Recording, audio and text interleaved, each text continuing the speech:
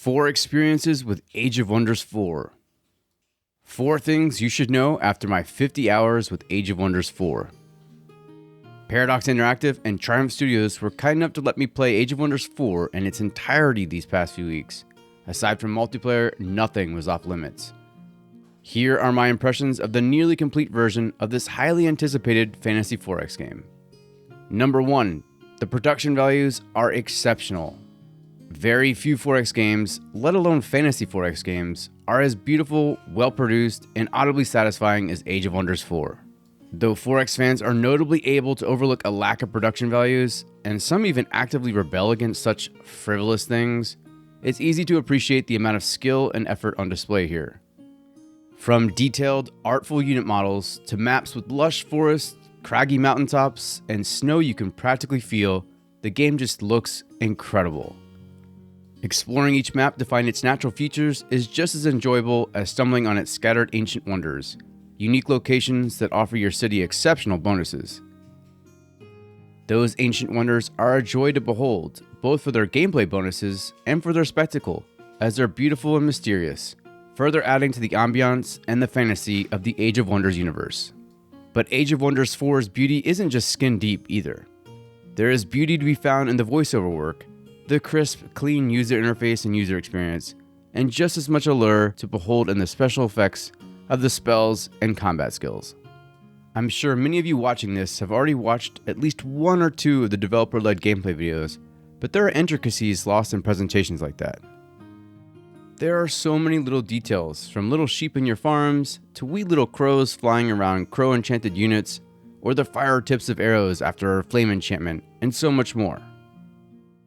Audibly, I often found myself choosing a tome and listening to the excerpt read by the superb female voiceover more than once, despite normally avoiding distractions like that in the past. Honestly, my only complaint about the voiceover work is, surprisingly, that there isn't enough of it. Whereas in Age of Wonders Planetfall, I would often cringe at some of the voiceovers for various tech choices.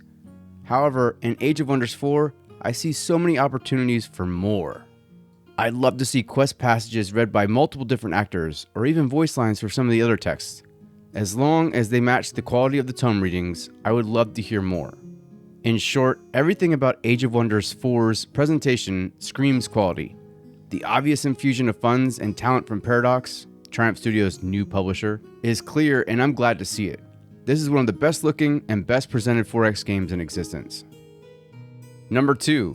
It's the easiest game in the series to learn. But fear not, there's still some strategy and tactical depth to achieve, and on higher difficulties, the skill cap should be pretty high still.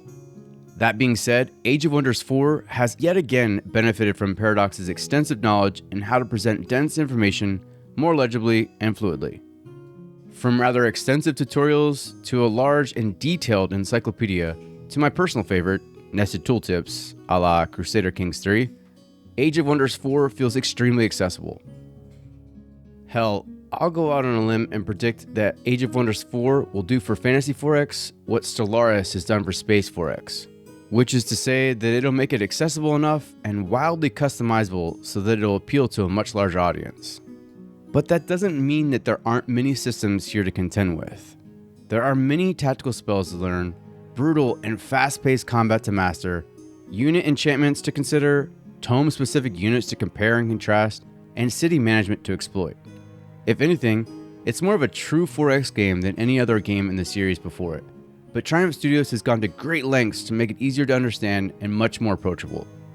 What results is a series of interesting decisions that mostly, almost always, feels fun to deal with, while keeping it all relatively digestible in a way that few other developers and publishers have figured out. Take, for example, the city management automation. It's actually pretty competent. If left to its own devices, it'll develop a decent city and will follow your guidance on how it should proceed. Even better, you can step in and change queues if you'd like, and it separates unit and city queues, so you can have it only manage the civilian side of things while controlling the military output if you choose. It's custom order automation, and it's really great for someone like me who despises too much micromanagement. In summary, so many elements of this series' 4th entry feel much more streamlined and easier to use. From the city's dual queues to a hint button that provides small, non-overpowered hints of what you should be focusing on next, to extensive in-game help, Age of Wonders 4's onboarding is, in a word, wonderful. Number 3, its tactical combat is still king, and now even better. While the Age of Wonders series has always had first-in-class tactical combat, it's often felt bogged down by the sometimes exceptionally long time that some battles would take to play out. It's clear that Triumph Studios has heard these complaints and has made some important changes to some of its systems to mitigate this problem. First, what stood out to me initially was that the auto-resolve option has become much more viable. Not only is it often, and almost always, able to win battles that you'd expect it to, it does so in a way that's not crippling your military capability, i.e., units don't seemingly get sacrificed to the RNG gods, and the outcomes are often exactly what you'd expect. I say often, as it's not always the case, but the vast majority of the time, auto-resolving a battle led to predictable outcomes.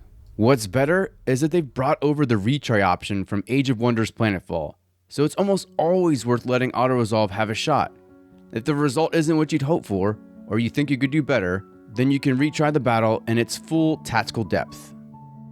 In another measure to speed things up a little, enemy units now move in synchronized fashion.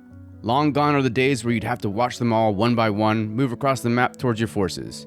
Now they'll all move together in a dance-like fashion, speeding the enemy's turn up considerably and making those first few turns less of a chore. In addition, the combat maps appear to be smaller, but they're much more nuanced and have many more features that create a more interesting and tactical experience. Lastly, city sieges as we knew them from previous Age of Wonders games are gone. Now sieges are set up very similarly to a game like the aforementioned Crusader Kings 3. You'll add various siege equipment to your setup, thus decreasing your siege time, or allowing for extra damage to enemy units once the walls are down, and other bonuses. Once the siege is complete, you'll battle it out with any units remaining within the city walls, or take the city if no one's left defending it. At the end of the day, the same tactical battle goodness you've enjoyed from previous Age of Wonders games is still here. Positioning matters, your use of tactical spells can mean the difference between winning or losing, and your timely special unit actions can save the day. It all feels fun and frenetic, while remaining cerebral enough to keep you truly invested in each battle you partake in. Number 4.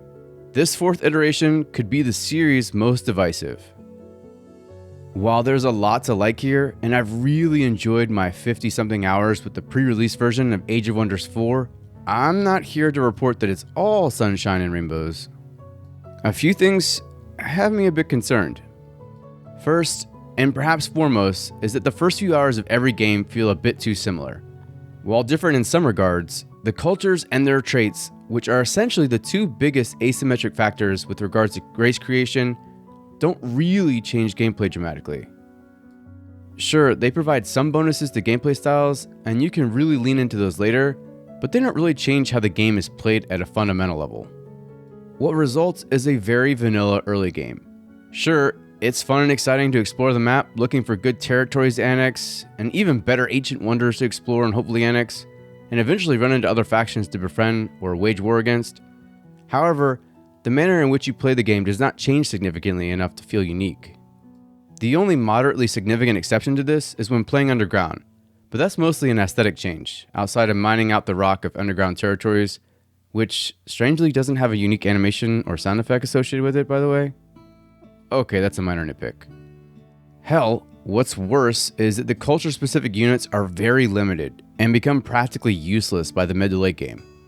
Okay, I'm being too nice. They're completely useless by the end game. This is mitigated somewhat by major transformations, which are essentially spells that you cast to radically change your race's looks and abilities, but it doesn't change how samey things feel in the early game. I can't believe I'm saying this, but this might be the first game where the mid to late game is more interesting than the early game, even if the late game is still a bit more sloggy than I'd like it to be. I think in the months leading up to release, Triumph Studios needs to figure out a way to lean into the cultures a bit more and make them feel a bit more unique. Culture-specific tomes of magic feels like a no-brainer, but stuff like culture-specific buildings or even more culture-specific territory improvements would be extremely cool too.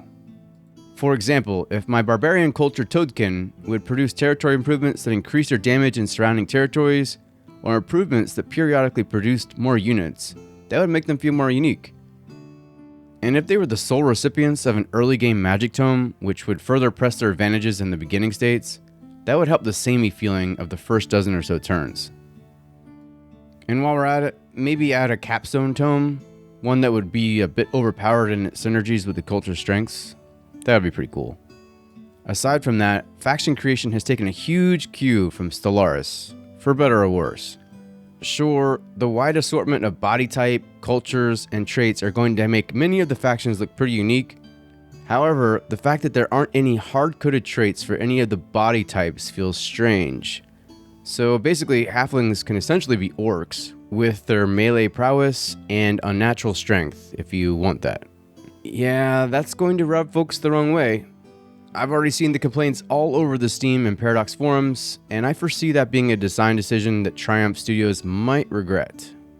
My last qualm is with how passive the AI feels, even on higher difficulties. Sure, they'll declare war on each other, but they almost never declared war on me. This, thankfully, feels like an easy issue to balance out before release. Bottom line. Without a doubt, Age of Wonders 4 feels like the series' most mainstream entry by far.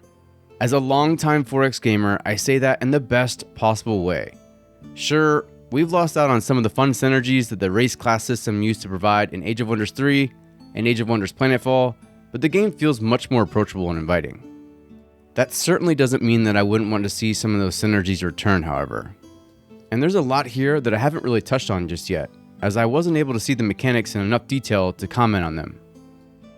Like, there are now magic materials that you can collect that provide individual bonuses when you do, such as Astral Dew, providing an additional 20 map casting points, or the Tranquility Pool that reduces spell knowledge requirements by 10%. In addition, if you collect 3 of a certain category, you can gain different powerful upgrades like the Cosmoflex Elixir effect, increasing knowledge and mana exploitation from those nodes by 10 apiece. And I wasn't able to see too many of the major transformations either. I did take Gaia's Chosen with my nature-oriented Frogkin race. The transformation increased their charge resistance, added 20 HP to their units, and added 3 to their status resistance. Plus, they took on a really cool, one with Mother Nature look. Otherwise, I was finishing games before I got to many of the later tomes, as I was generally playing on smaller maps. But another of the spells that came out of that same tome as Gaia's Chosen, which is Tome of the Nature's Wrath, was Summon Horned God, a tier 5 mythic unit that was absolutely devastating. And that reminds me of another concern I have about the viability of earlier tier units in the late game. Even with unit enchantment spells, those units quickly ran out of usefulness as tier 4 and tier 5 units started making their way onto the battle maps.